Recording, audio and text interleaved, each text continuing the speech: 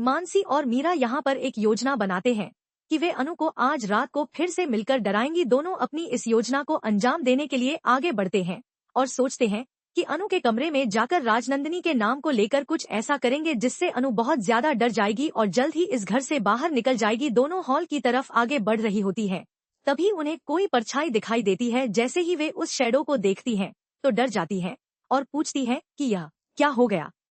मानसी कहती है कि कहीं ऐसा तो नहीं है कि वे यहाँ मजाक कर रही थी और सच में राजनंदिनी का भूत जाग गया है। लगता है उसका भूत सच में इस घर में घूमने लगा है। यह देखो, यह कौन है इतनी रात को। दोनों बहुत डर जाती हैं और वहाँ से भागने लगती हैं। एक्साइटमेंट में भागते हुए कहती हैं कि वे तो बस राजनंदिनी का नाम लेकर अनु को डराने की कोशिश कर रही थी, लेकिन यह क्या हो गया और अब उनका क्या होगा। दोनों डर डर कर भागने लगती हैं। तभी सामने से आर्य सर आते हैं और लाइट चालू करते हैं। जैसे ही वह लाइट ऑन करते हैं तो सबको लगता है कि यह कौन है जिसने इतनी रात को लाइट ऑन किया है। यह सुनकर सभी लोग अपने अपने कमरों से निकलकर हॉल में आ जाते हैं और देखते हैं कि आर्य सर यहाँ आए हैं। आर्य सर भी देखते हैं कि सब लोग यहाँ खड़े हो गए हैं। आर्य सर सबके सामने कहते हैं कि उन्हें विश्वास नहीं हो रहा है कि मीरा इतना गिर सकती है। मानसी और मीरा, तुम लोग क्या कर रहे थे?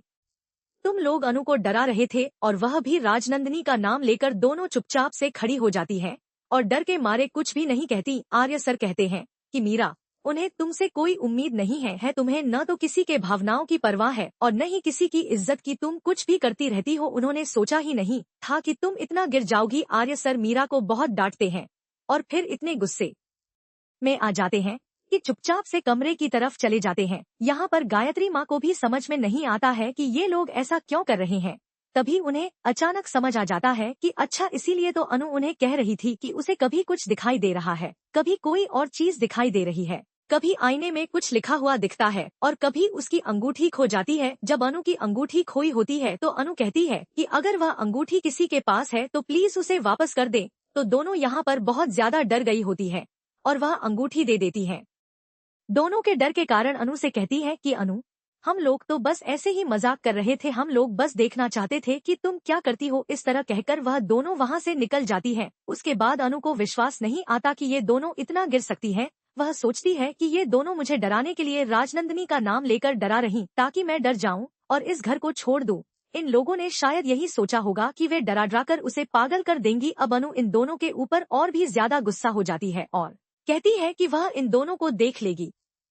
फिर अनु अपने कमरे में चली जाती है। कमरे में जाती है तो आर्य सर को देखती है इतने दिनों के बाद। उसके बाद आर्य सर अनु को हक करते हैं और कहते हैं कि सॉरी, इन लोगों ने तुम्हें बहुत परेशान किया है। उन्होंने सोचा ही नहीं था कि ये दोनों ऐसा कर सकती हैं। अनु कहती है कि वह ठीक है, लेकिन इन दोनों ने भले ही उसे जानबूझकर परेशान किया हो, लेकिन मैंने सच में राजनंदिनी जी को अपने सपनों में देखा है। आर्य सर कहते हैं कि ये लोग तुम्हें डरा रहे हैं, इसलिए तुम्हें ये सब कुछ ऐसा दिखाई दे रहा है। राजनंदिनी को तुमने देखा ही नहीं है तो वह तुम्हारे सपने में कैसे आ सकती है।